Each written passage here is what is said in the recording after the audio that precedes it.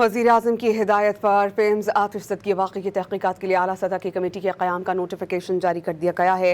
Retired वफाकी secretary Shahid Khaqan को inquiry committee का चेयरमैन मुक़र्रर किया गया। इस पर हम बात करते हैं डॉन न्यूज़ के रिपोर्टर ताहिर शरानी से।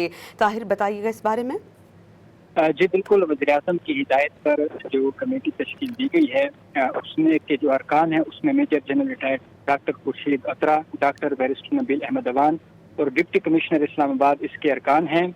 कमेटी के टर्म्स ऑफ रेफरेंस यानी जो TORs तय किए गए हैं उसके मुताबिक कमेटी आतिशज़दगी के फौरी सबब और वाक़े की टाइम लाइन का तयन करेगी। इसके साथ ही अस्पताल के अमले, फायर ब्रिगेड और रेस्क्यू 1112 समेत मुतल्लिक़ा इदारों के हंगामी रद्द-ए-अमल का जायजा लिया जाएगा।